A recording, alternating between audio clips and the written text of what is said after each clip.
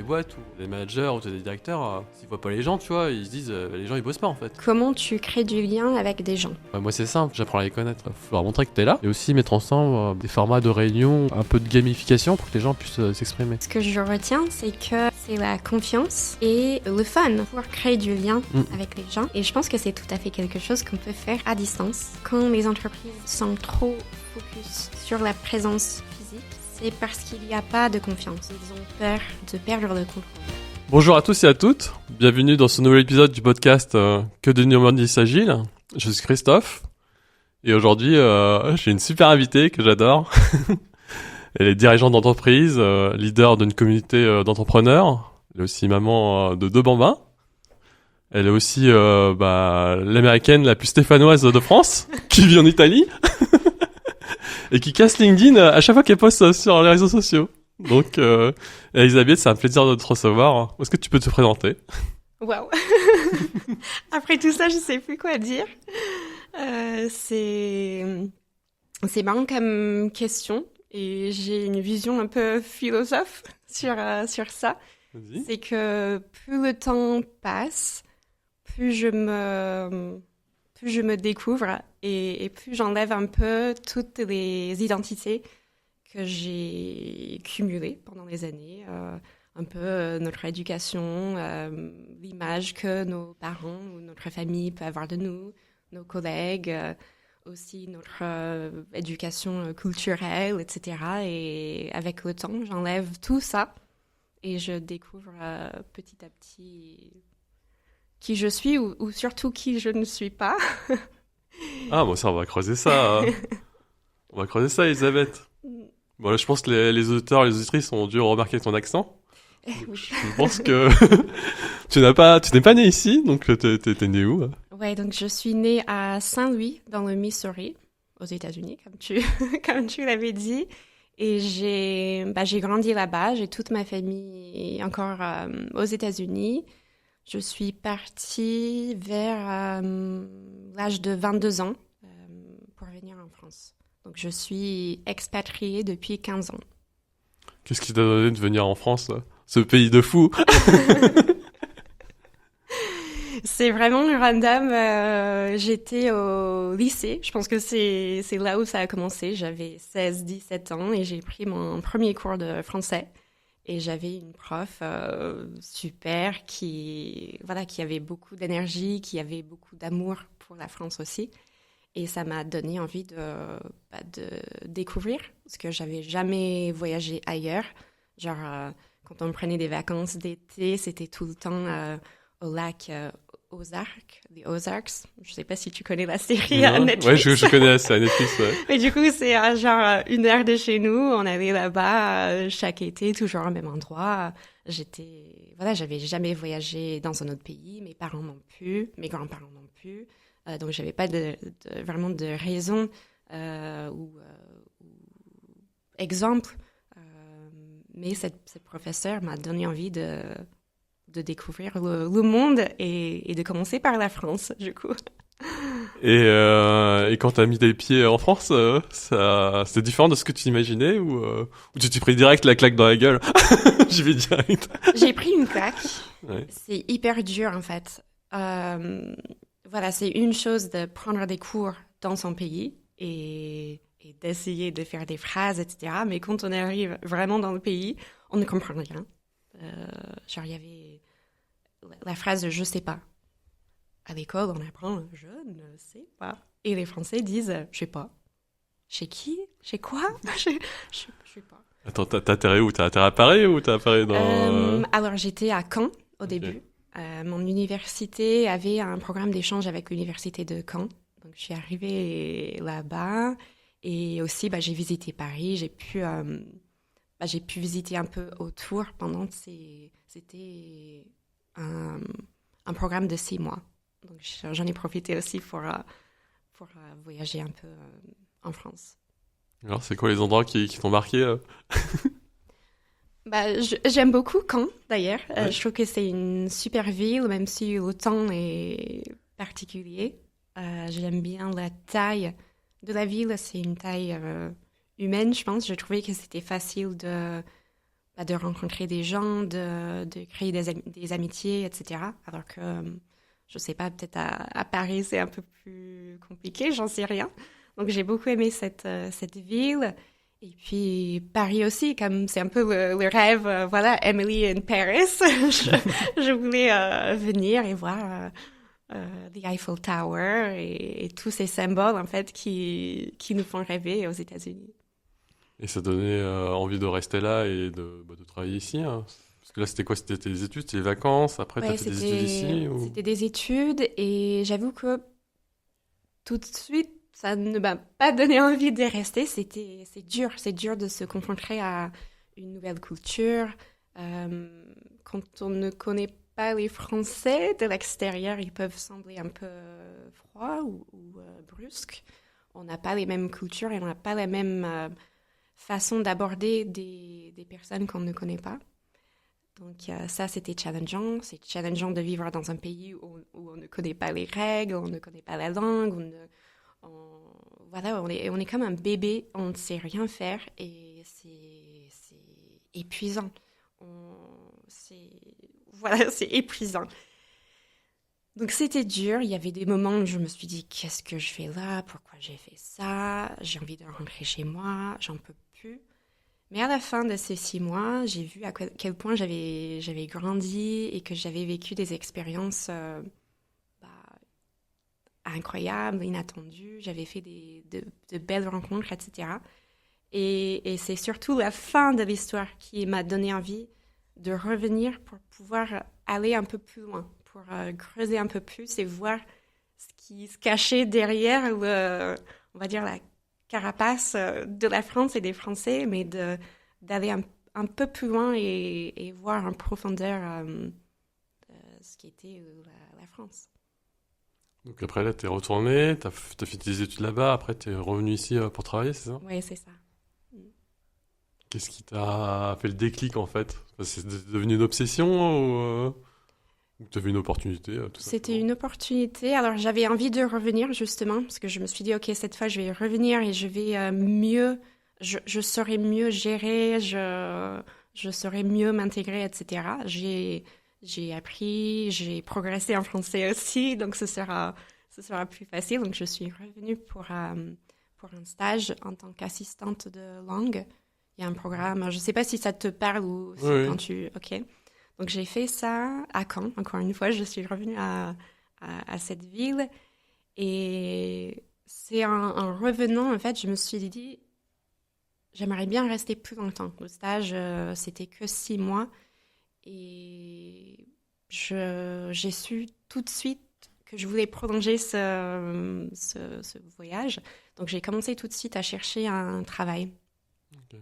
Parce que je savais qu'il me fallait soit reprendre les études, soit trouver un job pour avoir le visa, la fameuse D'accord. carte de séjour. Et c'est comme ça que j'ai trouvé un job de formatrice à Saint-Étienne. Saint-Étienne. C'est comme Ok. ça que je suis devenue stéphanoise. Allez les Verts. Ok, donc et là t'avais quel âge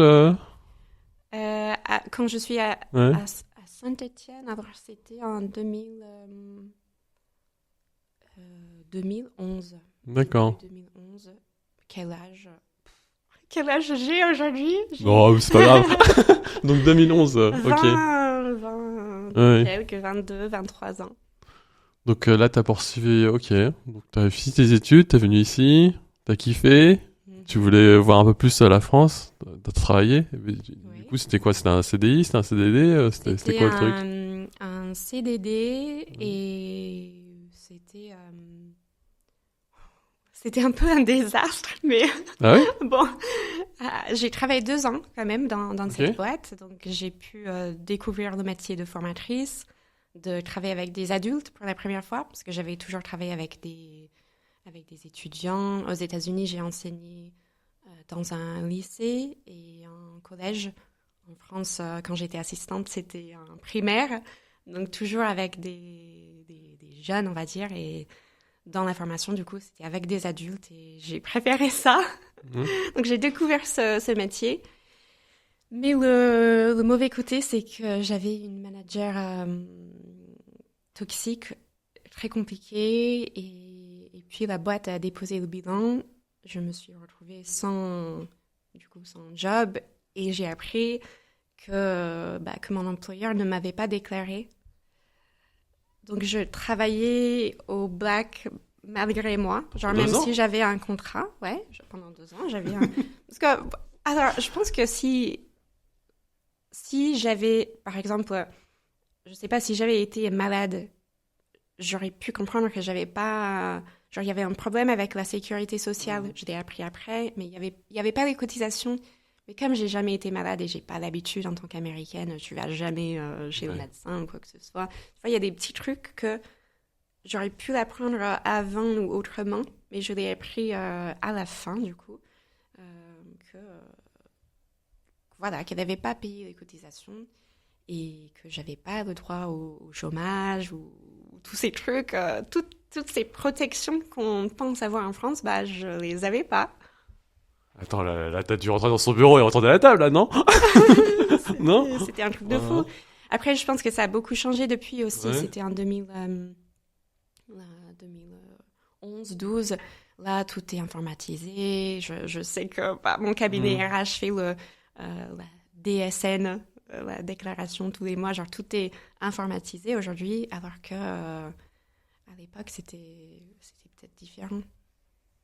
Non, mais là, tu t'es pris une claque dans la gueule. Enfin, moi aussi, je me tape ça, je rentre chez moi direct. Enfin, c'était la première chose que j'ai Ouais. pensé. J'ai dit, mais merde, c'est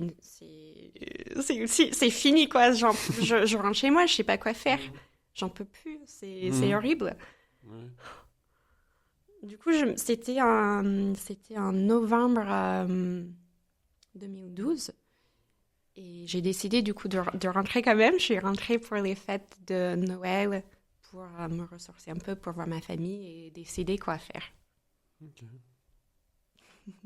Et après, t'es encore revenu ici Oui, après voilà. cette claque.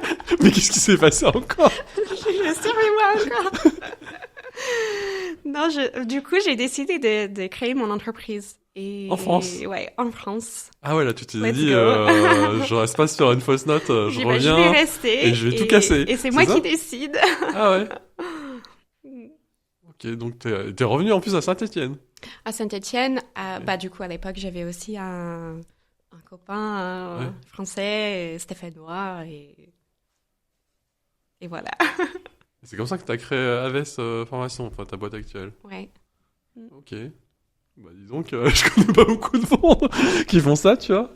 Là ta boîte, elle a plusieurs années, enfin...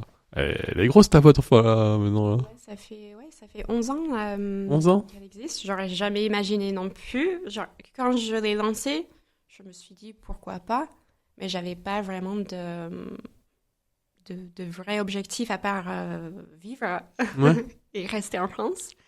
Et je pense que j'aurais jamais imaginé que 11 ans plus tard, je serais encore là. Et ta boîte, justement, ça donne des cours de langue, t'as continué à enseigner la langue? Oui, des cours de langue au début, et puis on a diversifié un peu au fil des années. On fait aussi de la bureautique, numérique et management. T'as démarré tout seul ou t'avais déjà un associé ou... J'avais un associé, Ok. j'avais 2 associés Ok. d'ailleurs, et c'est marrant. On va creuser là dans Vas-y, l'histoire. vas-y. C'était mon ex, mon copain de l'époque, et son père. J'étais tellement traumatisée par ce que j'avais vécu. Et du coup, ils m'ont aidé, ils m'ont expliqué un peu, OK, on peut créer une SARL. On va créer ensemble à 3. Comme ça, je crois que... Alors, avec mon copain, on avait tous les deux 40%. 40, et mon beau-père avait 20%. Et j'étais salariée de l'entreprise. Et avec ce setup-là, en fait, j'avais, on va dire, une certaine protection. Si jamais ça ne fonctionnait pas, j'avais le droit au chômage, je pouvais avoir ma carte de séjour, etc. Du coup, ce montage-là, c'était pour moi une sorte de filet de sécurité. Et comme eux, ils étaient déjà entrepreneurs, Et ils avaient déjà pas ce filet de sécurité-là. Ils ont dit, bah, nous, on le fait avec toi. Et comme ça, Ouais. il peut rien t'arriver. Mais bon, il peut rien t'arriver si tu restes dans cette relation et dans cette ville, etc. Mais, Ok. Et qu'est-ce qui s'est passé? mais après, quand tu n'es plus en couple avec la personne, bah, qu'est-ce que tu fais? Du coup, j'ai racheté les parts. Voilà, il y a eu des changements au fil des années aussi. T'as repris le pouvoir de la boîte en fait là. Enfin, Oui, aujourd'hui, je suis seule. t'es seul et t'as combien de personnes dans ton entreprise maintenant? Alors, en salarié, ils sont 6. Et en freelance, on travaille vraiment avec beaucoup de freelance, avec une trentaine, je dirais, de formateurs et aussi dans d'autres rôles, comme notre COO, elle est indépendante, et aussi, par exemple, une assistante virtuelle qui est indépendante également. Donc, un peu Attends, des attends, deux. parce que là, je pense qu'il manque un bout de l'histoire en fait. Parce que tu t'es pris une claque ici, t'es reparti, t'es revenu, t'as créé une boîte, t'as acheté les parts. Mais Elisabeth, y a personne qui fait ça, enfin. Bah, en plus, ta boîte, tu me dis que maintenant, vous avez, ouais, elle a 11 ans, enfin, il y a un truc qui s'est construit, enfin. Quand t'as commencé à diriger la boîte, bah, seul, qu'est-ce qui s'est passé, enfin, Bah, parce que ta d'ailleurs, boîte a dû grossir, en fait, ouais, enfin, avant, t'étais seul. déjà, je dirais que j'ai été seule quand même pendant longtemps, alors que j'avais deux associés, mais qui n'étaient pas vraiment hum, présents dans le sens, ils ne travaillaient pas au sein de l'entreprise. Ok. Donc, je gérais tout au quotidien. C'était quand même un sacré avantage en tant que jeune étrangère. Donc, j'avais Mm. 25 ans à l'époque. Et quand tu dois demander un prêt bancaire, quand tu dois chercher des locaux, etc., je suis pas sûre que seule, Ouais. j'aurais eu autant de facilité pour ces choses-là. Donc, ça m'a beaucoup apporté ce bagage, on Ouais, va dire. ouais. Mais au quotidien, c'était pas toujours le cas. Donc, j'avais l'avantage de pouvoir échanger avec eux, qui étaient entrepreneurs, mais pas du tout dans le même secteur. Bah, du coup, mon copain, c'était des magasins d'articles de fête et de déguisement. Mhm. Donc, rien à voir. Et mon beau-père, c'est industriel plastique. Donc, rien à voir non plus. Ok. Du coup, je pouvais échanger un peu, mais dans des limites, on va dire. Mhm. Mais du coup, j'ai été seule et puis c'est compliqué l'histoire, mais j'ai racheté d'abord les parts de mon ex Mhm. quand on s'est séparés. Mais mon beau-père est encore resté dans la boîte jusqu'à jusqu'à fin 2021.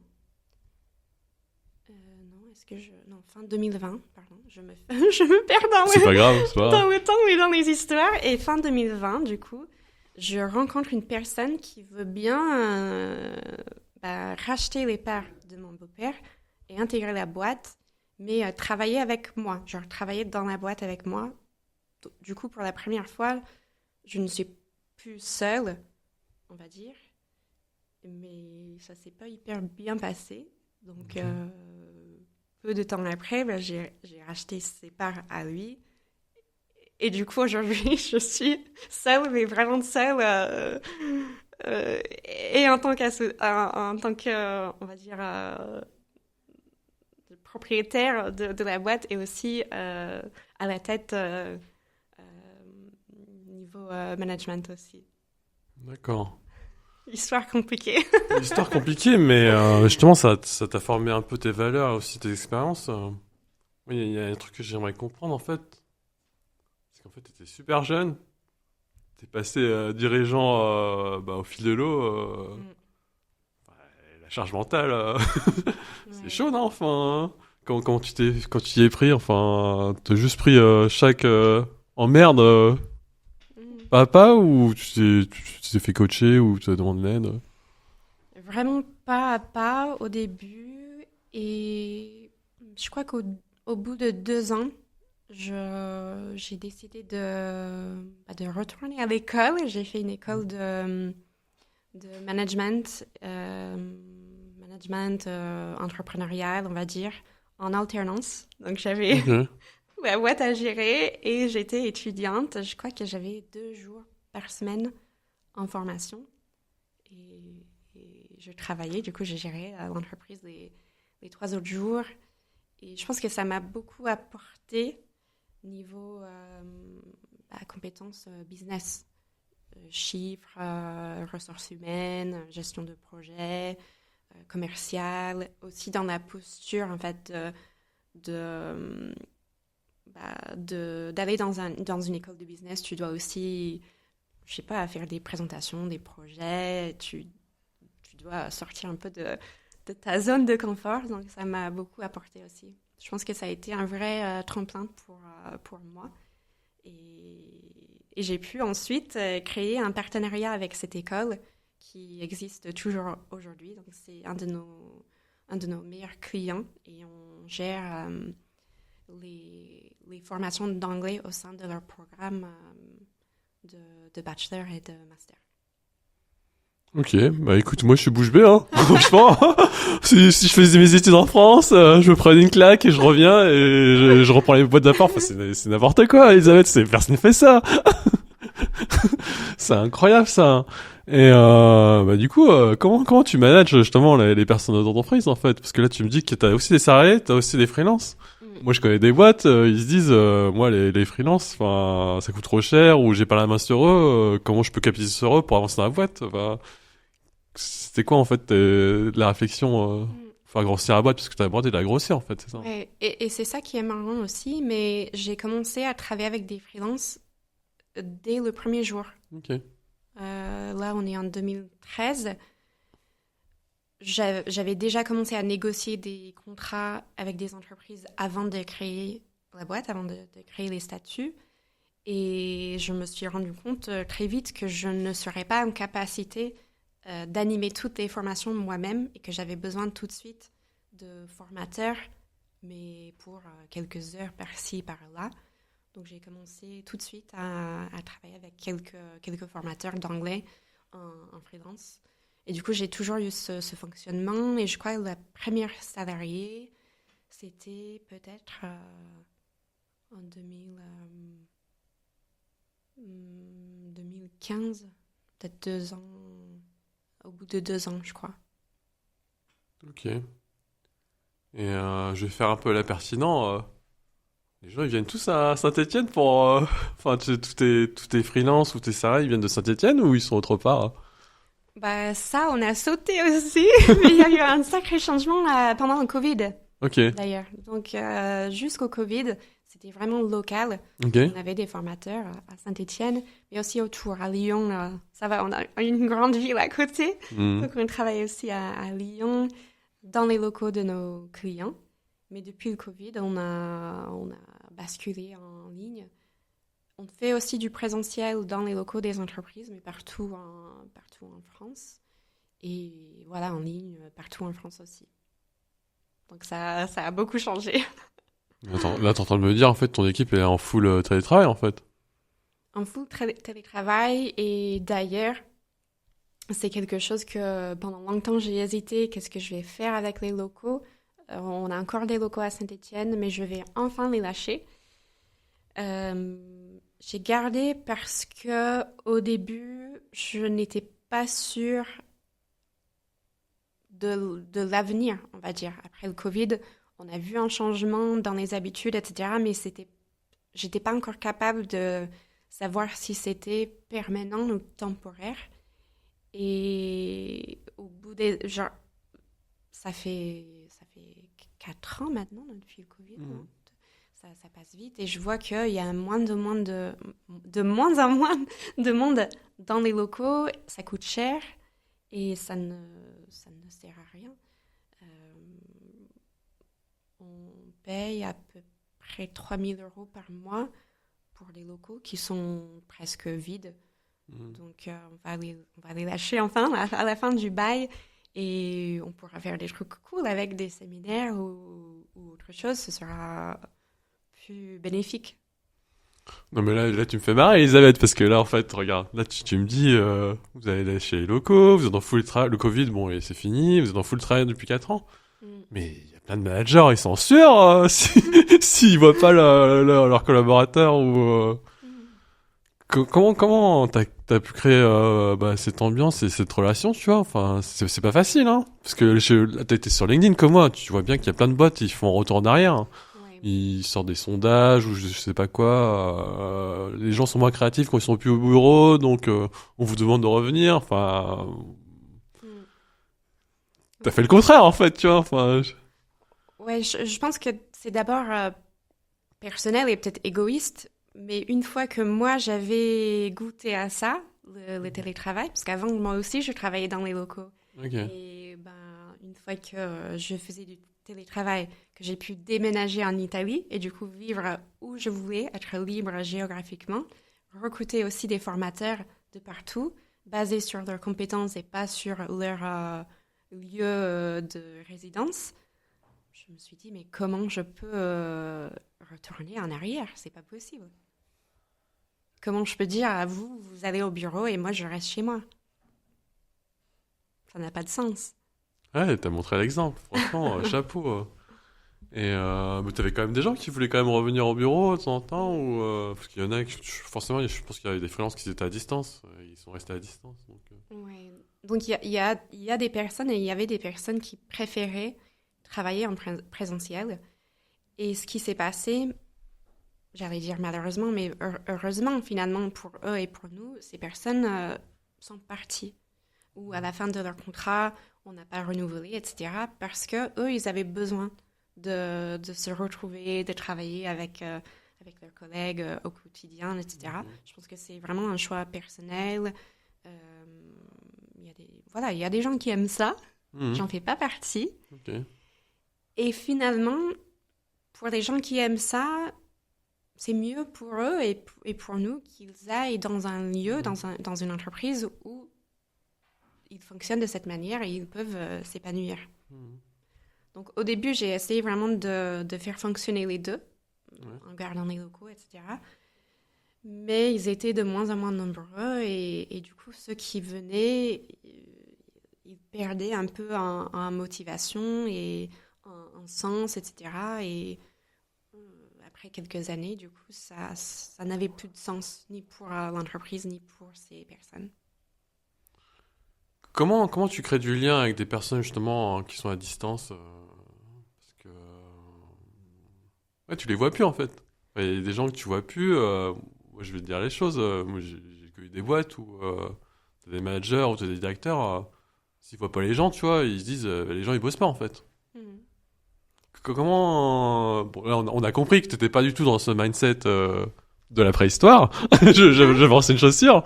Mais justement, comment t'as créé pour créer des liens, pour que ton équipe reste performante malgré la distance Qu'est-ce que t'as fait, que t'as mis en place enfin...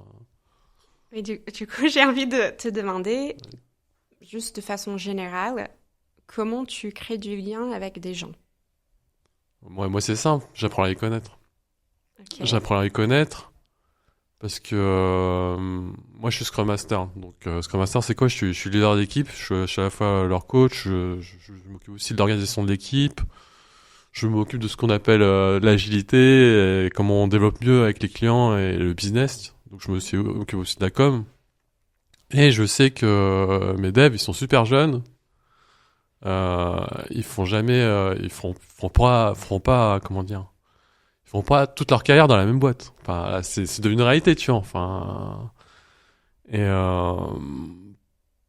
au fil des années, pour fédérer les gens, je me suis dit en fait, il faut allier les intérêts perso, les ambitions perso, avec les ambitions de la boîte et de l'équipe en commun, tu vois. Et pour travailler ça, il faut connaître les gens en fait. Oui. Il faut connaître les gens, il faut créer de la relation, il faut créer de la confiance. Moi, j'ai la moitié de mon équipe, et la moitié, ils sont introvertis, hein. Ils sont introvertis, ils ont des mauvaises expériences avant dans certaines boîtes, donc ils sont, comment dire, ils ont mis le voile, ils ont mis la carapace. Et moi, mon job au départ, c'était un peu de faire baisser cette carapace. Ouais.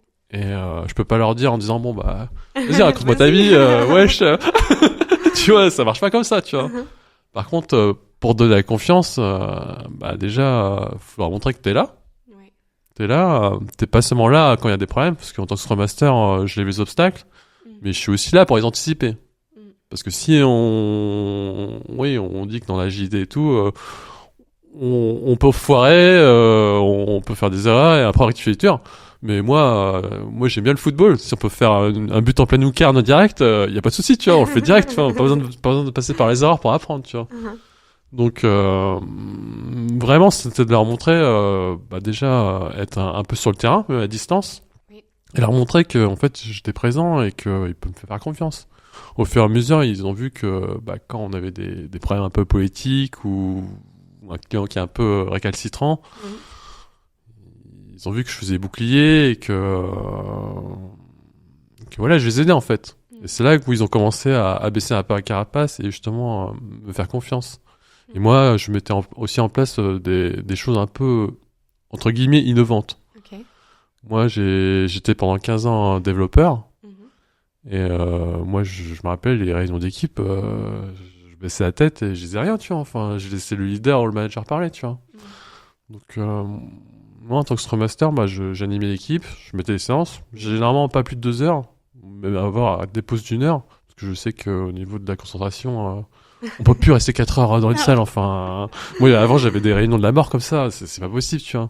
Donc, je me suis, en fait, rappelé des moments où j'aimais pas. Et j'ai essayé de me mettre à leur place pour essayer un peu d'innover. Donc ouais, la confiance, montrer que je suis présent et que je montre l'exemple.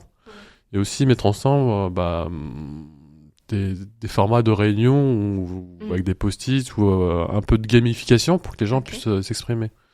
Donc voilà un peu. Je pourrais encore aller un peu plus en détail, mais je sais pas si... Non, c'est bien. Et du coup, ce que je retiens, c'est que c'est la confiance et... on va dire le fun aussi, la gamification, pour créer du lien avec les gens. Et je pense que c'est tout à fait quelque chose qu'on peut faire à distance. Et que quand les entreprises sont trop focus sur la présence physique, c'est parce qu'il n'y a pas de confiance. Exactement. Et ils ont peur de perdre le contrôle. C'est exactement ça. Moi, je dirais que je balance la chaussure. Hein. Tous les gens qui me disent le télétravail, ça marche pas et tout. En fait, c'est pas que ça marche pas. C'est juste que ça met l'accent sur les choses un peu cachées et c'était déjà sale en fait. Oui. C'était déjà cassé en fait. C'est ça qui est hyper inconfortable. Tu dis, merde, en fait, ça a fait exploser les problèmes qui existent déjà. Et on a vécu ça quand c'était pas facile le passage en télétravail et ça a fait exploser pas mal de choses et on a dû mettre en place des outils, des manières de fonctionner, etc. qu'on n'avait pas avant. Et c'était pas hyper confortable pour moi au début, mais on a le choix. Soit on dit merde, il y a des problèmes, du coup on revient comme avant et on va les ignorer. Soit on va les regarder en face et on va faire quelque chose. On va s'adapter. Hein. Donc moi les personnes que j'accompagne, c'est vraiment... je prends pas la position de l'expert où il faut travailler comme ça, le framework agile, c'est ça, Scrum, machin, Kanban, tous les noms d'experts. Oui. Il faut d'abord embarquer les gens. Faut comment dire, que la confiance se crée avec le temps. Et aussi montrer l'exemple. Si les personnes ils voient que tu mouilles le maillot pour eux, c'est comme au football, hein. Tu mouilles le maillot pour eux et que ce que tu dis, ça se suit dans l'action et dans l'exemple. Les gens ils vont embarquer, ils vont t'aider. Hein. Ouais. Et du coup, j'avais une autre question pour toi. Vas-y. Je voulais savoir pour toi, c'est quoi un bon manager et est-ce que tu penses que tout le monde peut être manager? Non, tu as une. Il faut être outillé, il faut être accompagné. Au moins au départ. Parce que t'es sur LinkedIn, hein. Tu vois, tous les gens ils disent ok, les fiches de poste, manager ou leader, savoir faire du feedback. ils savent pas faire ça, enfin. Tu le vois, tu vois. Il y a des gens, juste un bonjour ou faire du small talk, ils y arrivent pas, tu vois. Oui. Alors, leur demander, si tu seras un bon manager quand tu sais faire du feedback, c'est impossible, tu vois. Enfin, par contre, il faut se donner les moyens. Il faut se faire accompagner, il faut avoir des coachs, il faut outiller dès le départ, il faut les accompagner. Mhm. Et là, je me dis, oui, tout le monde peut l'être. Mais le lancer comme ça dans le grand bain, sans se faire accompagner, pour moi, c'est impossible, enfin. Et pourtant, ça se fait tout le temps. On Mm. voit tout le temps des Mm. gens qui sont bons dans leur métier, Mm. qui sont promus en manager, Oui. mais sans formation, sans outils, sans rien. Sans accompagnement, ouais. Et c'est là le drame, en fait. C'est là le drame, parce que comme on en parlait tout à l'heure, la confiance est rompue. Il y a un peu la distance. Et ce que j'aime dire souvent, c'est que le premier feedback qu'on fait aux gens, Mhm. c'est de ne rien dire. Et Tu- du coup, c'est quoi un bon manager? C'est quelqu'un qui est à l'écoute et qui est aussi vulnérable, en fait. Et c'est tout? Non, il y a d'autres choses, mais déjà, ne pas cacher les problèmes, en fait. Ok. Ne cacher pas un problème. Par exemple, il y a toujours des problèmes politiques ou de budget. D'expliquer, en fait, d'être transparent, en fait. Mm. En fait, si t'es un leader et que tu mets la carapace, toutes les emmerdes, tu les prends pour toi, et que ton équipe, ils le savent pas, Mm. c'est compliqué. C'est compliqué. Les gens, ils se lèvent pas le matin en se disant, je vais faire de la merde ou je vais glander, je vais rien faire. Ouais. Les gens, ils veulent être créatifs, ils veulent aider les gens. Enfin, moi, c'est ma valeur. Mm. À partir du moment où t'as un manager qui me dit, voilà, moi, j'ai ce projet-là, Mhm. j'ai ces ambitions-là. Des fois, il y a des trucs qui me plaisent pas, mais ça vient d'en haut. Mhm. Comment vous faites pour m'aider pour y arriver, tu vois? Ouais. Déjà, la vulnérabilité, pour moi, c'est super important, en fait. C'est super important et ça facilite les choses, en fait. On en reparlait tout à l'heure de confiance. Pour moi, il faut être vulnérable, ne pas hésiter à demander de l'aide et après, tout se crée, hein. Ok. Mais encore une fois, il faut être accompagné, et il faut, Mm. tu peux pas être avec un saut au parachute. Enfin, toi, tu l'as fait. Après, il y a des gens, ils sont nés pour ça, tu vois. Enfin, Élastique aussi. toi, au départ, t'as pas été accompagné, mais tu t'es pris des claques dans la gueule, en fait, au Oui, départ. oui. Tu t'es pris des claques dans la gueule. Et- et beaucoup de claques. Et d'ailleurs, c'est marrant, tu n'as pas parlé de performance. Pourquoi? Parce que moi, je pars du principe, moi, j'aime bien les jeux, j'aime bien le sport. Pour moi, quand tu fais les choses détachées du résultat, mais par contre, t'es concentré à faire les choses bien, niveau organisation, performance et effort, les résultats viendront. T'es sûr? Ah oui. Les résultats viendront, et puis s'ils viennent pas, ils viennent pas. Mais au moins, si tu prends déjà des plaisirs dans le process et à construire les choses, pour moi, c'est gagné. Moi, je suis pas dans la philosophie où il faut trimer, il faut cravacher, il faut souffrir, et à la fin, tu gagnes, t'es au sommet, et t'es champion ou t'as la coupe. Moi, oui, c'est cool, tu vois. Il y en a qui commencent comme ça, hein. Je respecte et je comprends, tu vois. Moi, je suis plutôt dans le process où formons déjà un collectif Mhm. d'objectifs communs, améliorons les choses à améliorer, prenons déjà du plaisir ensemble, tu vois. Mm. Prenez du plaisir. Si le résultat arrive, là, c'est gagné. Et s'ils mettent du temps à venir, Oui. ils mettront du temps à venir. Mais moi, je suis vraiment focus justement sur les gens, Mm. sur l'amélioration et les faire grandir. Et après, le résultat, ils vont venir. Je pourrais même faire le parallèle avec LinkedIn, tu vois, mais on pourra en parler après. Mm. Mais clairement, déjà, après, je suis pas naïf. Enfin, Oui, le discours en métier passion, ça remplit pas le frigo. On est d'accord, Elisabeth, tu vois. oui, c'est ça. En fait, je pense que parfois je suis trop dans le OK, on est bien, on est bienveillant, on est ensemble, c'est super, etc. Mais il faut quand même regarder les résultats, il faut quand même Ouais. viser quelque chose. Mm. Et je pense pas que ce soit forcément quelque chose de négatif ou dire il faut souffrir, il faut Mhm. charbonner ou tout donner, mais que ce soit réaliste Mm. et réalisé. Ouais. c'est ça aussi qui nous aide à nous évaluer et de voir est-ce que ça fonctionne, est-ce qu'il y a des choses à ajuster, est-ce qu'on a bien communiqué, bien travaillé ensemble, etc. Parce que j'ai l'impression que sans ce cadre-là, on peut oublier aussi où on va. Ouais, c'est pour ça, moi c'est important avec mon équipe. Je fais ça depuis plus de 6 ans, hein. C'est que toutes les 2 semaines, on se pose, les PC fermés et tout, Mhm. on regarde dans le rétroviseur. Ok. On regarde ce qui s'est passé les dernières semaines. Mm. Pas forcément tous les trucs qui ont pas marché, hein, parce que sinon, comme je t'ai dit, déjà, qu'est-ce qui a marché? Oui. Déjà, on se pose, qu'est-ce qui a marché? Où est-ce qu'on a pris du plaisir? Mm. Remercier les gens, Mhm. rien que pour la confiance et bah, les gens, ils sont fiers d'accomplir et d'aider les gens. Donc, déjà, on peut voir ça. Et après, on peut aussi parler des choses qui fâchent et qui ont pas bien marché. Mm. Et c'est comme ça, justement, en répétant l'amélioration continue et qu'on peut performer. Mm. Mais clairement, oui, je vois ce que tu veux dire. Et il faut quand même des objectifs de résultat. Je reprends encore l'exemple du football. Il y a plein d'équipes qui étaient super fortes, qui ont gagné plein de titres. Et à les regarder jouer, c'était dégueulasse, tu vois. Genre, ils étaient à 10 derrière, ils attendaient en contre, et après, ils marquaient le but, et voilà, ils ont gagné plein de titres. Mm. Mais, ils prennent pas de plaisir, en fait, tu vois. Enfin, je te prends l'exemple, allez, on va dans le football, je vais perdre la moitié des gens, c'est pas grave. L'Atlético de Madrid. Tu vois, il y a un joueur qui est super connu, Antoine Griezmann. Antoine Griezmann, joueur d'équipe de France, tu vois, dans cette équipe-là, c'était une équipe super défensive.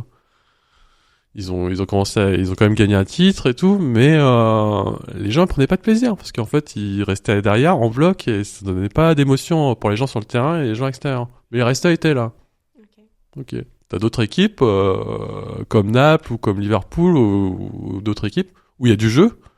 Ils ont pas forcément gagné autant de titres, voire plus si certains ont gagné des titres. Par contre, il y avait la manière.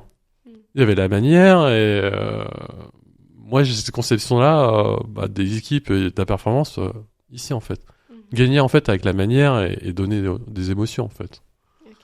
Mais je sais qu'il y a plein de gens qui partagent pas ça, hein, et c'est ok. Moi je suis plutôt là-dedans. Ok. Je pense que je suis plus comme toi, mais que parfois c'est aussi des déceptions. Ouais. C'est les conversations difficiles.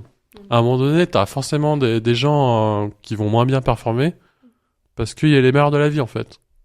Je sais pas, au niveau de la vie perso. Moi, avant quand j'allais à l'entreprise, après les études et tout, j'étais en mode, ok, il faut être pro, on y va. Les problèmes du quotidien ou la famille ou les trucs perso, ça reste à la maison, tu vois. C'est faux en fait. Oui. C'est faux. C'est faux parce qu'à un moment donné, ça va quand même te perturber et ça se verra, tu vois. Enfin, comme je te dis, les gens ils se lèvent pas le matin en disant je vais merder, je vais être moins performant, tu vois. C'est ridicule, tu vois. Mais je pense que toi, tu as beaucoup travaillé du coup dans des grosses structures. Ouais. Et c'est aussi la difficulté d'une petite structure. C'est Ouais. que et on peut pas l'empêcher, comme tu dis, s'il y a quelque chose qui ne va pas chez nous, forcément, ça a un impact sur notre travail. Mais je pense que l'impact sur l'entreprise est beaucoup plus important pour une petite équipe. On le ressent beaucoup plus. C'est pas pareil quand tu as une équipe dédiée à la même chose et les autres peuvent t'épauler un peu, on peut s'organiser différemment. Alors que dans une petite entreprise, tu es peut-être la seule personne qui fait ce que tu fais. Et voilà, je pense que dans une grande entreprise, tu as plus de souplesse sur ce point. C'est quelque chose qui a toujours existé dans le sens où dans les grands groupes, on entend tout le temps, il y a toujours des personnes qui sont moins performantes et d'autres qui performent plus. Mais ça s'équilibre, on va dire. Ah, je suis moins d'accord avec toi. Ouais. Je suis moins d'accord avec toi parce que justement dans les grands groupes, on va se dire les choses. Ces grands groupes-là, il y a plein de projets qui foirent. Bon, je prends un exemple de Google, tu vois. Ils ont fait plein de projets qui ont foiré, ça a coûté de l'argent. L'avantage, c'est que comme ils sont riches, ils ont pas de problème, ça a foiré et ça n'a pas eu d'incidence sur l'avenir. Contrairement à une petite boîte. Là, je suis d'accord avec toi. Mais par contre, dans certains grands groupes, il y a la résignation. La résignation, c'est on a toujours fait comme ça et du coup, bah là, c'est le bordel, mais c'est pas grave, c'est comme ça, tu vois. Mm. Alors que dans une boîte un peu plus petite, tu vois, bah déjà, il peut y avoir un cadre, je pense que c'est le cas chez toi, tu vois, la sécurité psychologique, les gens, ils le sentent, tu vois. Enfin, Oui. bah, prenons l'exemple de quelqu'un, regarde, toi, t'as une petite équipe, quelqu'un qui part en congé maternité, tu vois. Bah, les gens, je pense qu'ils vont se faire à l'écoute, tu vois, ils savent que... Bah, j'ai d'ailleurs une Ah bah vas-y, salariée ah bah vas-y. bah, elle est en congé parental, ça fait 2 ans, et elle a encore 1 an. Donc voilà, après 3 ans, ça va être un peu bizarre pour nous et pour elle. Et du coup, le plus compliqué, c'était au début, parce qu'elle ne pensait pas prolonger, en fait, elle pensait prendre les 16 semaines et puis revenir.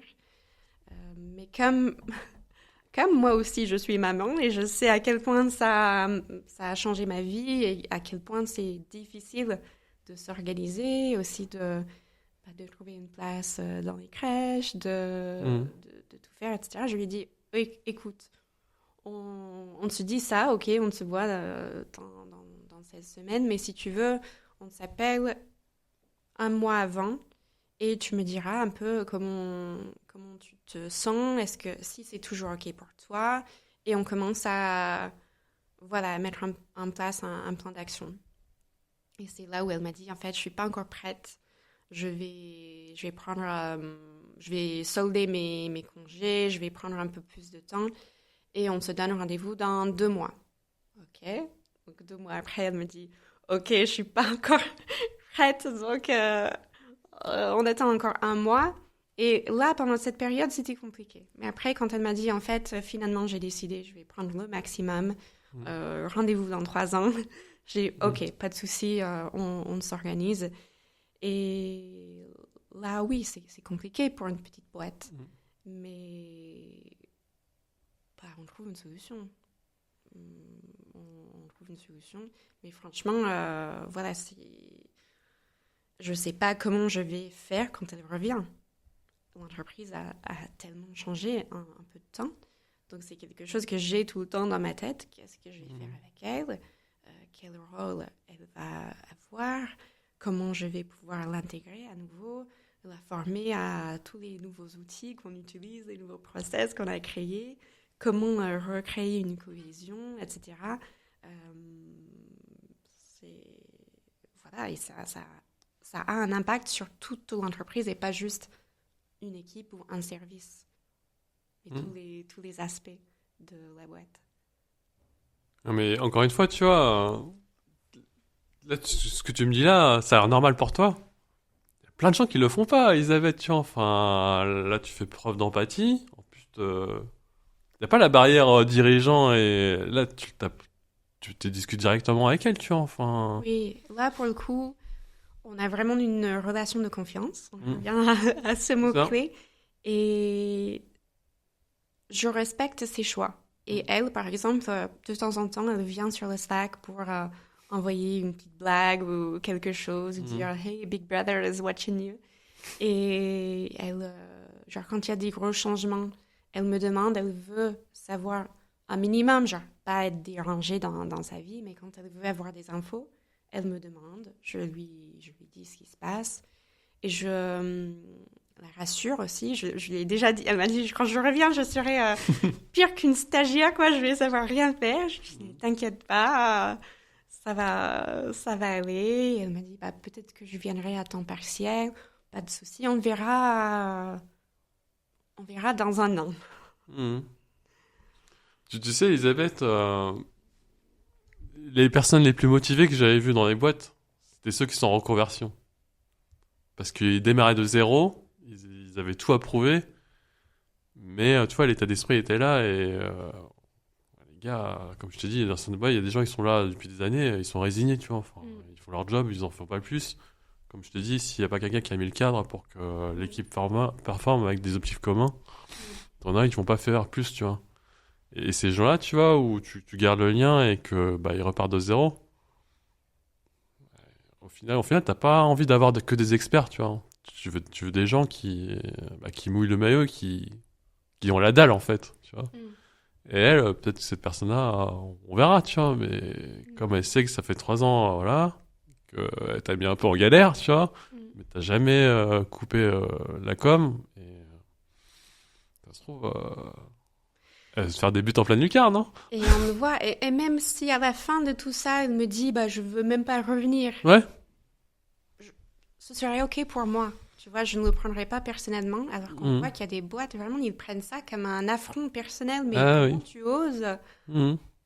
Et bah, comment on le fait? Et ça, du coup, c'est un sujet qui me touche Ouais. particulièrement, les droits des femmes et la discrimination liée à la grossesse et tout ça. Mais c'est fou de voir des entreprises qui prennent une naissance comme un affront personnel contre l'entreprise. Ouais, après, que je te dis, il y a le cadre. Donc il y a les cadres et les ambitions de chacun, tu vois. On va se dire les choses. Il y a des gens, ils voient les gens comme un centre de coût, en fait. Un Google Sheet, tu vois, une ligne, tu vois. Et c'est ça, tu vois. Après, je leur jette pas la chaussure, tu vois. Peut-être qu'ils sont sous pression. Peut-être qu'eux aussi, ils ont des ambitions perso. On en vient encore. Et l'ambition, c'est d'avancer et que s'il faut avancer, malheureusement, bah, s'il faut marcher sur quelqu'un, ils vont le faire, tu vois. Enfin, c'est une réalité, tu vois. Enfin, et ouais, c'est désolant, mais il y en a qui font ça aussi, tu vois. Ouais. Bah, je vais Mais dire un truc peut-être un peu bizarre, mais vas-y, qui me vas-y. vient en tête, c'est que je me sens aussi de moins en moins alignée avec le fait d'avoir des salariés. Ouais. C'est un peu bizarre peut-être de Vas-y, dire ça, vas-y. mais j'aime bien pour moi, l'indépendance est une valeur hyper importante. Mm. C'est pas le cas pour tout le monde. Il y a des personnes qui aiment la sécurité, qui aiment le calme Ouais. et tout. Mais j'aimerais aussi que les autres puissent avoir cette liberté-là. Et dans le salariat, il y a quand même un cadre à respecter, il y a quand même un certain nombre d'heures à travailler, un certain nombre d'heures de semaines de congés, des trucs, il y a des lois à respecter quand même, tu vois. Il y a des choses, des conventions collectives et puis tous ces trucs. Et je me sens de moins en moins à l'aise à imposer ce cadre à des gens, même si peut-être pour eux ça leur convient, comme je disais, il y a des gens qui voilà, ça leur convient ce cadre. Mais comme je l'aime pas, je n'aime pas non plus imposer ce cadre. Ouais. Je sais pas si ça te parle ou si Bah, je pars dans des trucs non, mais farfelus. je vais balancer la chaussure, hein. J'ai connu des boîtes où ils te demandent de faire un astreinte le week-end, ou de travailler le week-end. Par contre, si on t'a pas appelé, entre guillemets, pour bosser ou corriger un truc, ils te payaient pas. Et c'est ridicule, tu vois. Enfin, la personne, elle part pas en week-end, elle reste chez elle. Et au final, on n'envoie pas un mail pour lui dire c'est comme si elle a pas bossé, et du coup, elle a pas payé. Et c'est ridicule, tu vois. Et ces boîtes-là, tu vois, ils s'étaient coincés avec des conventions, entre guillemets, collectives. Donc, Ouais. je comprends ce que tu dis là, tu vois. Par contre, les prestataires, ils étaient payés. Ouais. Donc, ouais, je comprends ça, tu vois. Mm.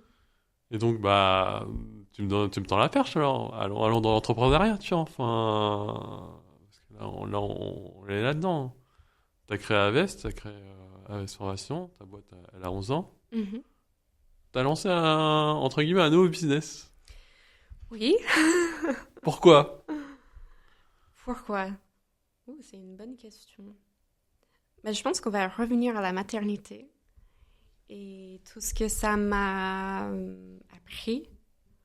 Je pense que ça a été assez violent, si je suis honnête avec toi.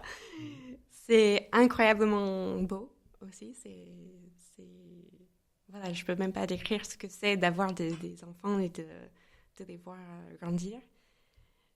Mais c'est aussi incroyablement violent de devenir mère ou déjà d'être femme et qu'on te demande tout le temps quand est-ce que tu vas avoir des enfants, quand est-ce que tu vas faire le deuxième, quand est-ce que... Mais laisse-moi tranquille. Et puis quand tu les fais, on te demande mais quand est-ce que tu vas arrêter de travailler? Mais tu as une entreprise et des enfants, mais comment tu fais? C'est pas trop dur, tu as trouvé un équilibre, tu es sûr que tu passes assez de temps avec tes enfants et ceci, cela et c'est c'est épuisant, toutes les injonctions qu'on subit en tant que femme, entrepreneuse, en tant que maman. Et tout ça, ça m'a un peu saoulée. En même temps, j'avais commencé à communiquer sur LinkedIn aussi. Ouais. Et j'ai commencé à parler un peu de ces sujets-là. Et tout ça a fait naître un peu cette idée de, OK, j'aimerais créer un espace, un cadre pour les entrepreneuses que moi, j'aurais aimé trouver, mais que je n'ai jamais trouvé et que j'ai fait partie de réseaux ou de clubs d'entrepreneurs, mais genre, j'ai jamais discuté avec quelqu'un sur la parentalité. Ou bien, je me rappelle, dans un club, un papa, son conseil pour moi, c'était, lui, comment il gère la parentalité, il dort avec des bouquets pour ne pas entendre son bébé pleurer. Je dis, ouais, je peux pas faire ça, je dois l'allaiter. Du coup, j'ai ressenti un peu ce décalage et je sais pas, j'ai envie de te demander aussi, est-ce que c'est facile pour toi de trouver des invités femmes qui veulent venir dans ce studio? Ouais.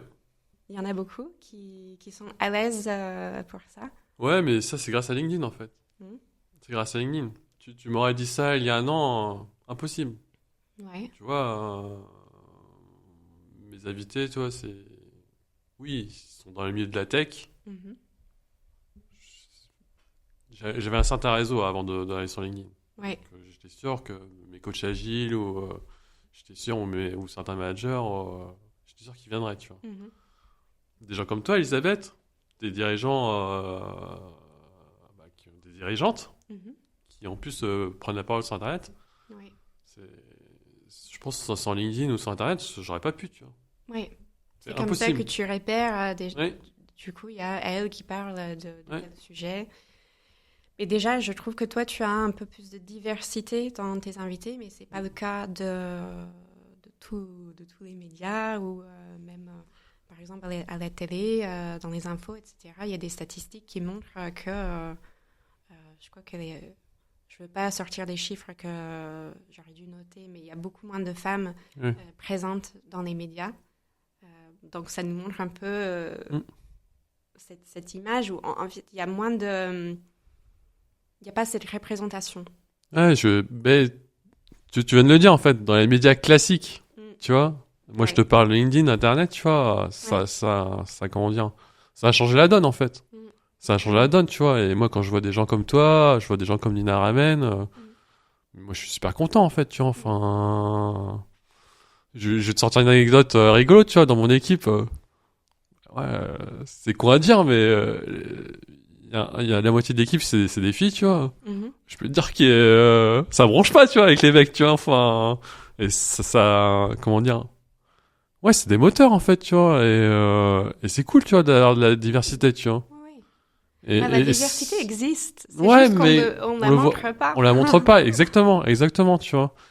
Et bah oui, comme tu le dis, c'est les médias classiques en fait. Enfin, c'est coincé en fait. Enfin, tu vois bien, tu vois. Enfin, quand il y a des lois sur les femmes ou sur plein de choses, il y a que des mecs sur le plateau. Enfin, à un moment donné, c'est ridicule, tu vois. Enfin, Ouais. mais Là, je viens de voir sur LinkedIn l'autre jour, c'est un événement en ligne sur l'entrepreneuriat. ouais. Il y a que des âmes, du coup, qui vont Oui. parler. Et je me dis, c'est dommage parce que aujourd'hui, comme tu as dit, sur LinkedIn, on peut trouver des femmes entrepreneuses aussi. Ça existe. Mais maintenant que tu me le dis, moi, je me suis beaucoup formé, tu vois. Mhm. Je me suis formé, j'ai fait plein de formations, j'ai fait plein de bootcamps. Maintenant que tu le dis, j'ai beaucoup de femmes en fait. À part Thibault, lui, au final, j'ai été formé que par des femmes en fait, tu vois. Mm. J'ai été formé par Caroline Mignot pour le podcast. Ok. Tu vois, femme. Tu vois, à un moment donné, j'ai même pas fait. Maintenant que tu m'en parles, ça vient juste de popper dans ma tête, tu vois. Oui. Je suis allé chercher une personne qui est en Inde, Niharika Kaur-Sordi. Moi, je voulais progresser justement sur LinkedIn, sur le storytelling et avoir un style différent, tu vois. Mm. Je suis allé la chercher, tu vois. Elle est top voice LinkedIn Inde, tu vois. Mm. Encore une fois, tu vois, c'est une femme. Ouais. Delphine Auger, Oui. Sur le monopole personnel, tu vois. Mhm. Elle, quand elle poste, on va dire les choses, toi, elle a rien à foutre de regarder les gens, tu vois. Tu vois, moi, tu vois, ça me plaît, tu vois. Ouais, et Enfin, même la photo. moi, ça me Qui plaît, va tu vois. avec. Elle m'a aidé, tu vois, parce que moi, je sais pas faire la promotion de mon podcast, tu vois. Mhm. Donc, je suis allé voir en direct, Mhm. mais en fait, pour moi, c'est devenu normal, en fait, tu vois. Alors Oui, mais toi, t'es que, une personne curieuse ouais, mais de tout et tu restes pas dans un cercle. Tu t'intéresses à tout le monde et ce qui se passe ailleurs. Et c'est comme ça que tu as pu créer un réseau. une armée. Ouais, voilà. Mais ouais, non, mais je suis d'accord avec toi. Enfin, de mon prisme là, pour moi, c'est normal et c'est naturel. Mm. Mais en fait, c'est pas du tout le cas à l'extérieur, en fait. Enfin, Oui. et donc, c'est pour ça, justement, que t'as créé ce Master Online. Et du Voilà. coup, je pourrais pas venir. Mais c'est ok, c'est pas grave, tu vois. Mais c'est pour ça, tu vois, que c'est ça qui t'a motivé à créer ça. C'est ça. En plus de ton autre business où Oui. déjà c'était Voilà. chaud. C'est ça. Et j'ai voulu aussi me challenger personnellement pour créer un business avec un modèle différent. Parce que mon business, mon organisme de formation, Oui. je dirais que c'est un modèle plutôt agence. Mm. On travaille avec beaucoup de formateurs parce que les formateurs se déplacent chez les clients ou en ligne, etc. Du coup, chaque stade de croissance demande forcément plus de personnes, plus de charges. Voilà, c'est une structure beaucoup plus lourde. Alors que je voulais me challenger et créer un modèle un peu plus light, solopreneur, où tu peux décorréler ton temps ou le temps de tes prestataires de ton argent et créer quelque chose de plus intime, plus quali et avoir moins de clientes, mais un lien plus fort. Donc, c'est aussi un challenge personnel entrepreneurial, on va dire. Ouais, Mm. ouais, bah, t'as réussi ta boîte, ça fait 11 ans. Là, tu voulais aussi aider la Elisabeth il y a quelques années, tu vois. Mm. Et tu te dis, créer entre guillemets un sanctuaire où justement tu rassembles ces gens-là et tout. Et alors, comment ça se passe, ce projet? T'es au début, c'est ça, hein? C'est au début, ouais. On a commencé en janvier avec un groupe bêta. Ok. Et hier, j'ai animé pour la première fois une rencontre en physique. Donc, c'était toute la journée à Paris. On était ensemble dans une salle sympa. On a fait des conférences, des activités en groupe, des cercles de parole. On a bien mangé, on a bien rigolé, on a pleuré un petit peu. C'est vrai? Pourquoi vous avez pleuré? Vous avez partagé des choses. Ouais, un peu des galères, mais aussi des moments heureux qui nous font pleurer aussi. Mais tu vois, ça raccroche en ce qu'on disait tout à l'heure. Tu me demandais comment tu crées une équipe, comment. C'est exactement ça en fait. Mm. Tu crées d'abord des liens. Oui. Et je suppose que toutes ces femmes-là, elles t'ont pas dit, je viens chez toi parce que je vais dépasser le million ou je sais pas en chiffre d'affaires direct, tu vois. Mm. Oui, c'est plus Tu vois, ils sortir veulent un peu de cette solitude, de partager avec les autres. mais ils veulent quand même des résultats, tu vois. Oui. Ils veulent tout casser. Attends, on va se dire les choses, tu vois. Enfin, vous voulez tout casser, mais avant ça, tu vois, Mm. faut créer du soutien, il faut être à l'écoute et il y a toujours des. En fait, la grosse erreur des gens, c'est qu'ils se disent, j'ai des problèmes. Et du coup, soit c'est un peu d'ego, c'est un peu la honte de le dire parce que je suis confronté à ça et tout. Oui. Et en fait, il y a plein de gens, ils ont les mêmes problèmes que toi, en fait. Mm. Et plus qu'on ne le Carrément. pense, tu vois. Et bah, toi, t'es comme moi, tu prends la parole sur Internet. Mm. À chaque fois, t'as demandé de l'aide ou le nombre de gens qui viennent t'aider, enfin, c'est incroyable, tu vois. Et malheureusement, le nombre de gens qui ils ont eu la même merde, tu vois. Enfin, c'est incroyable, tu vois. Et c'est important de partager, hein. Donc ouais, t'as fait justement ce mastermind pour justement avoir ce sanctuaire où les gens, franchement, en classe. Je suis encore plus dégoûté de pas pouvoir y rentrer. Mais bon, c'est pas grave. Parce que je crée le mien. Tu peux? Mais Non, tu peux ouais. rentrer dans le mastermind de Thibault Louis. Ah oui, oui, oui. Mais ouais, et donc là, t'es au début, là. Comment tu vas le faire grandir, ce truc-là? Comment tu le vois évoluer? C'est intéressant que tu me poses cette question et j'étais juste en train de penser à, à mes faiblesses. Ouais. Et je dirais que je suis pas quelqu'un de très rigoureuse. Mhm.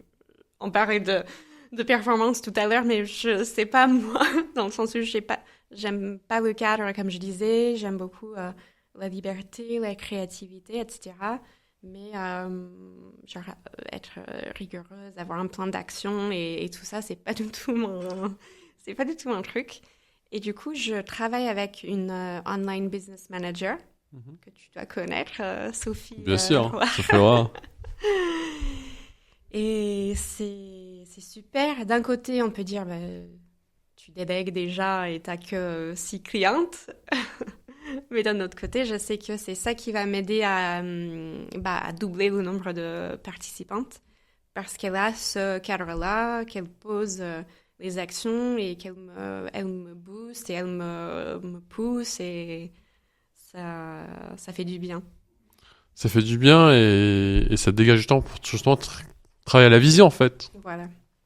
La vision où tu te dis, là, ce groupe-là, il va être amené à grandir. Ce business, il va être amené à grandir. Oui. Comment je l'amène?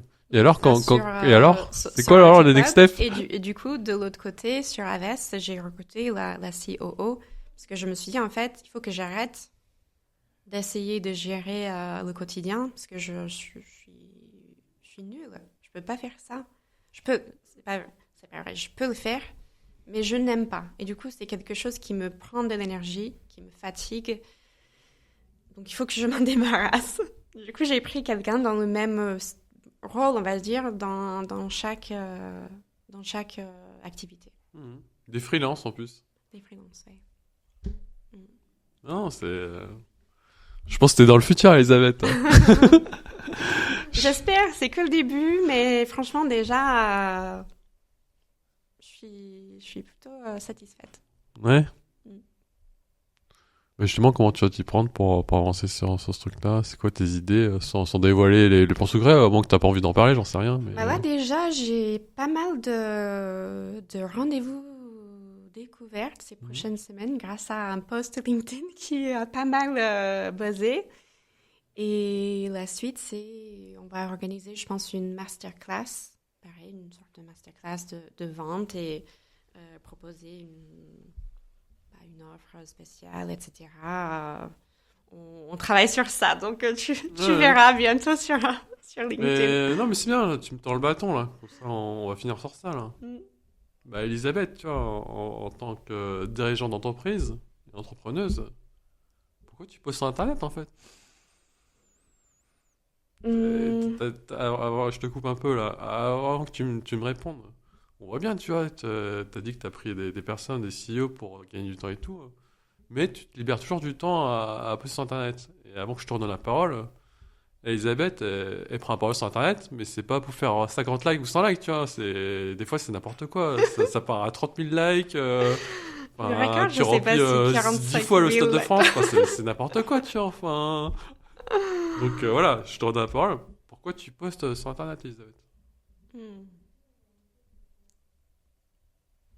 Encore une fois, c'est peut-être bizarre ce que je vais dire, mais je le fais pour moi. Oui. Je suis une personne timide. Là, j'aurais jamais imaginé que je serais là avec toi en studio en train Mhm. de faire un podcast et en plus dans une autre langue.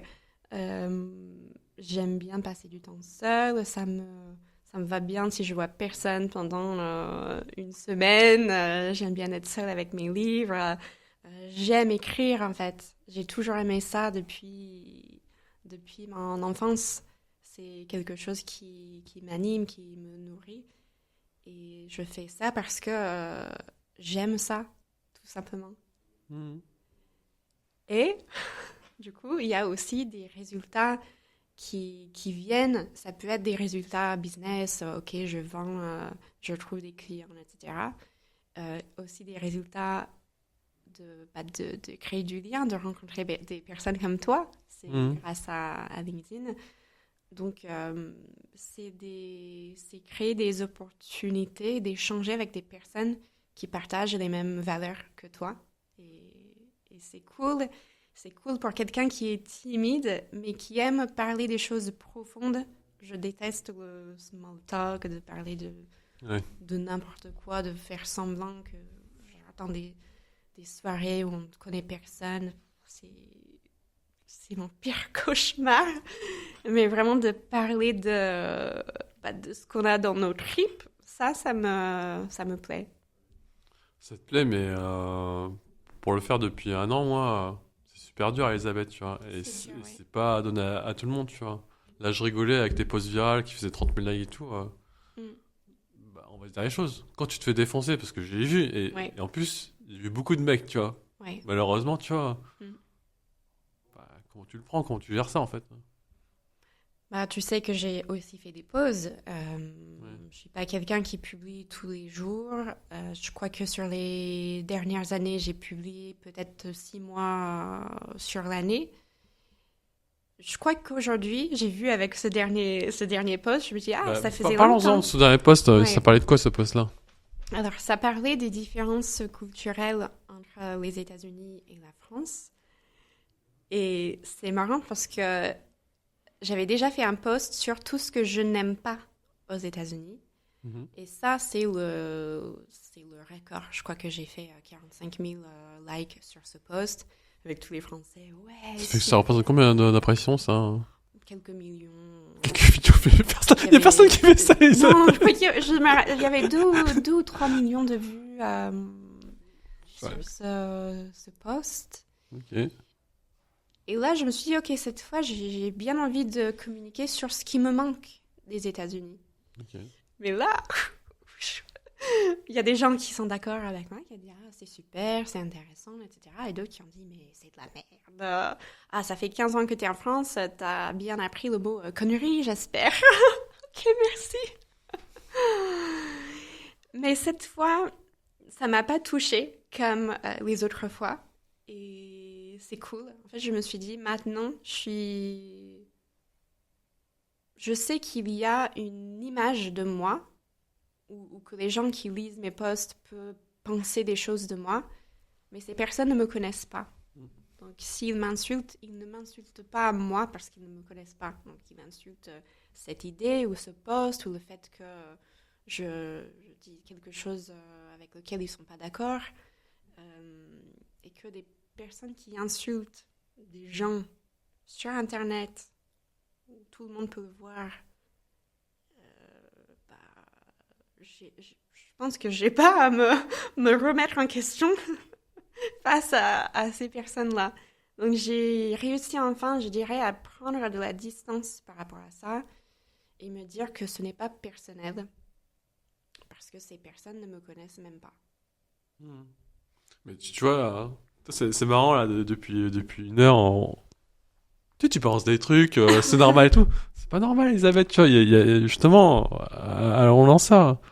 T'as plein de gens justement qui veulent pas poster sur Internet à cause de ça, en fait. Je comprends, hein, on se prend des trucs, mais je pense qu'on a tous un travail personnel à faire sur notre estime de nous-mêmes.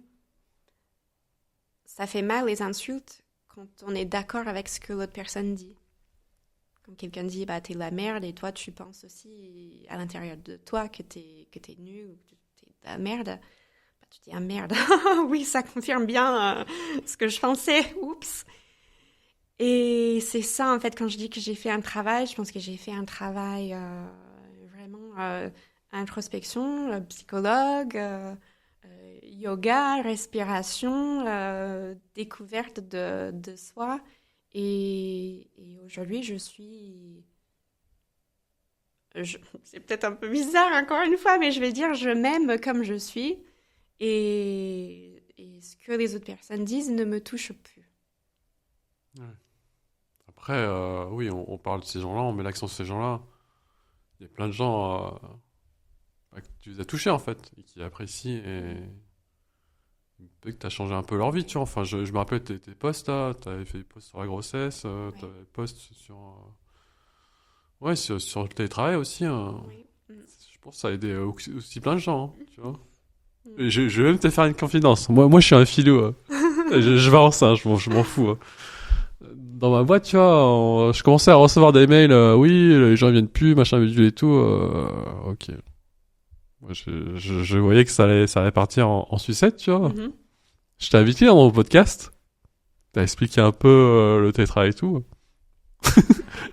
On a plus reçu de mail, on a plus reçu de. Ok. Je dis pas que j'ai influencé, tu vois, mais au moins, je pense que tu vois, Ça répond un peu à ces... il y a une perspective en fait. Tu vois, on n'est pas obligé d'être d'accord, tu vois. Oui. On n'est pas là, je sens, à prendre la parole sur internet pour dire je suis un gourou, ce que je fais c'est bien, faites-le. Ça te propose des perspectives, tu vois. Oui, voilà. Et C'est comme j'ai dit au début par rapport à qui je suis. En fait, il y a pas de vérité absolue. Mm. On a tous des idées, des avis, des expériences, mais je ne pense pas être déteneur de vérité ou quoi que ce soit. Je n'attends pas à ce que tout le monde soit d'accord avec moi. C'est OK. Non, c'est bien et ouais, c'est génial ce que tu fais, tu vois. Enfin, encore une fois, en tant que dirigeant d'entreprise, entrepreneur et aussi parent, tu vois. Enfin, tu vois tous les gens qui me disent Christophe, tu trouves où le temps entre guillemets de faire le clown sur LinkedIn ou sur YouTube ou je sais pas quoi. Mm. Bah regardez, les gars, il y a des gens, tu vois, ils jouent pas à la console, tu vois, ils ont encore moins de temps que moi, ils y vont. Mais pourquoi? Mm. C'est la peur. Ouais. Plus qu'autre chose. C'est la priorité. On a tous le temps de faire ce qu'on veut faire avec notre temps. C'est bien ça. Mais ça, on a tendance à oublier. Hein. Moi, le premier, tu vois. Enfin, Mm. c'est quoi un peu les... Ok, j'ai compris. Poster sur Internet, justement, c'est un peu de thérapie pour toi. T'aimes bien écrire, tu l'as dit. Ça t'aime aussi des gens, tu vois. Aussi pour le business, hein, on va se dire les choses, tu vois. Ouais. Mhm. Quoi d'autre encore? Des trucs Mm. insoupçonnés, parce qu'en fait, c'est des choses on calcule pas, en fait. Tu vois. Comme tu disais tout à l'heure, j'ai un truc que j'ai bien aimé, c'est attirer les opportunités, tu vois. Oui, Et pour moi, prendre la parole sur Internet, oui, c'est... c'est fou. Genre même ce post, je m'attendais pas à avoir autant de réactions. Et puis derrière, il y a des invitations pour des podcasts aussi. Quelqu'un m'a écrit pour un documentaire, Ah bon? genre des interviews. Et je me dis comme ça, il y a des trucs random qui arrivent et on n'aurait jamais imaginé. Et c'est ça qui est cool. On balance un truc dans le monde et puis il y a des trucs qui nous reviennent. C'est ce que je disais tout à l'heure, détaché du résultat, tu vois. Enfin, oui, on a quand même des objectifs, on a quand même des ambitions, tu vois, mais on essaie de faire bien les choses et après, Mm. les choses vont arriver, tu vois. Enfin, tu m'as dit tout à l'heure, mais des fois, les résultats arrivent pas. Oui, sinon on serait tous millionnaires, on serait tous super-héros, tu vois. Enfin, Mm. mais c'est pour ça, je répète, tu vois, il faut apprécier le process, en fait. Oui. Faut apprécier le process. Après, les métiers passion, ça remplit pas le frigo, donc il faut essayer d'allier les deux, tu vois. Et voilà. Ok, Elisabeth. Je sais pas si y a des questions que j'ai oublié de te poser que t'aurais aimé que je te pose. Ou alors t'as des questions à me poser. J'ai soif. Vas-y.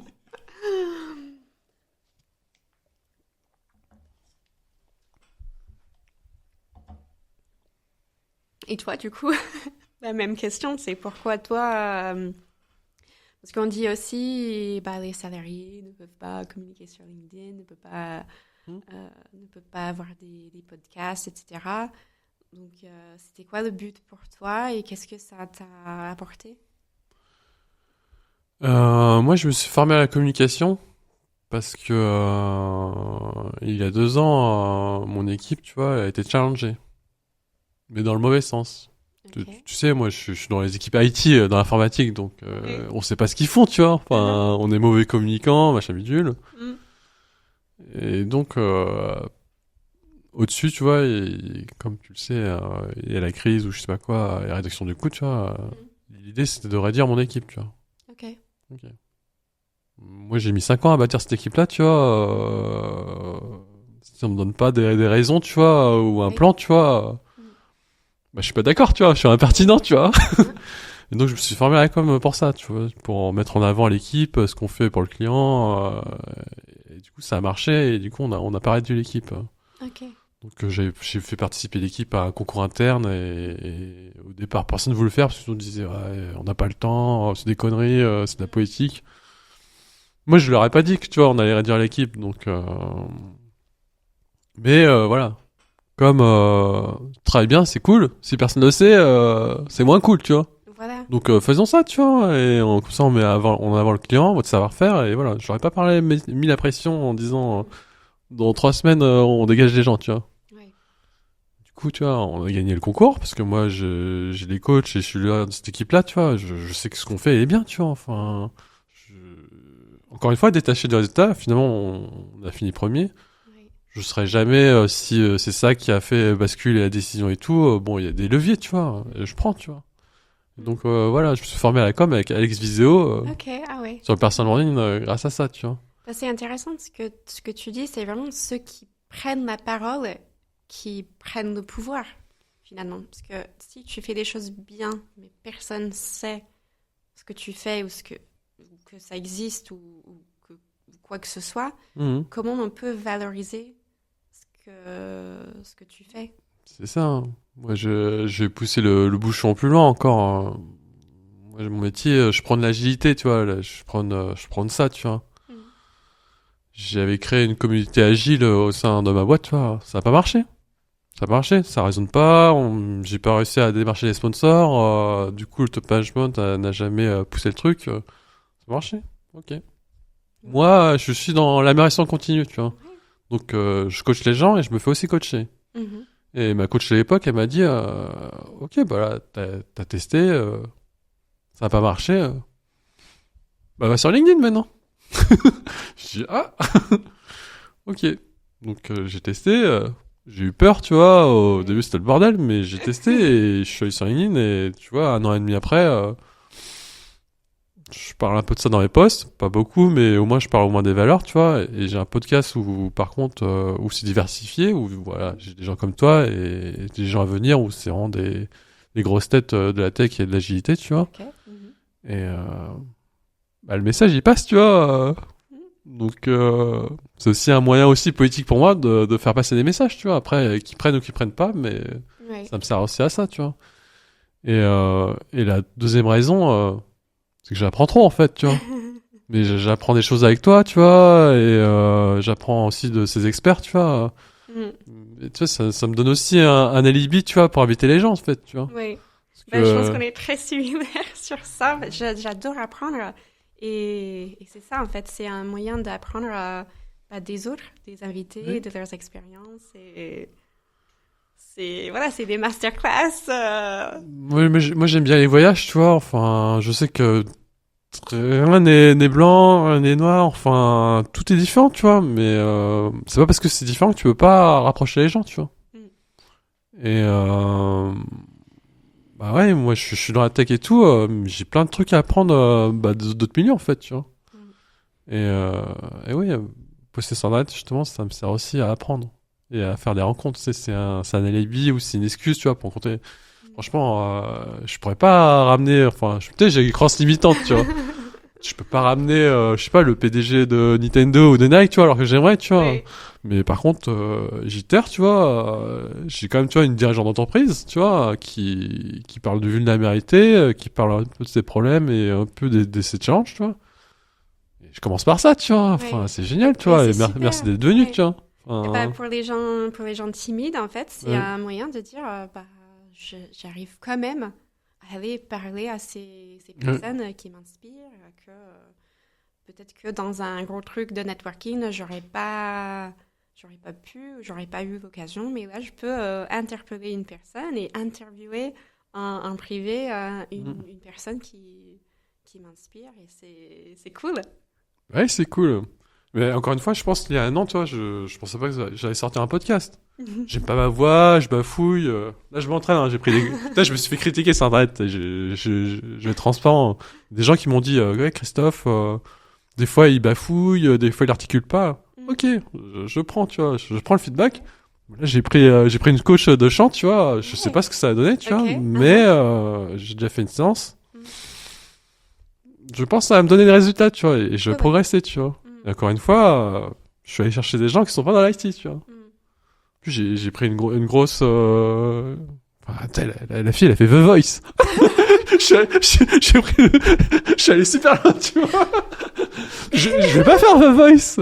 Je vais pas faire The Voice et je vais pas... chantes, toi? Mais je Tu veux chante pas du chanter? tout, enfin, je chante pas du tout, tu vois.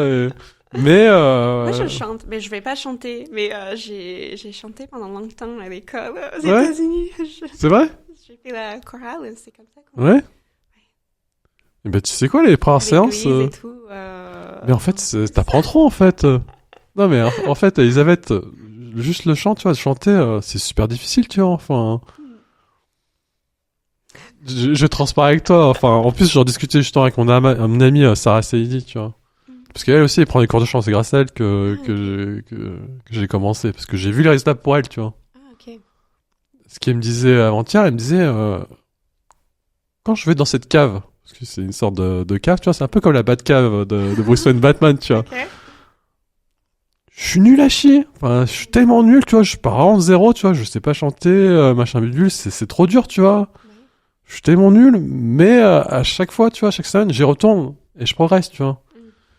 Et du coup, sur les autres sujets où je progresse ou même que des fois je rame, ça n'a rien à voir, tu vois. Enfin, ça donne la confiance de fou, tu vois.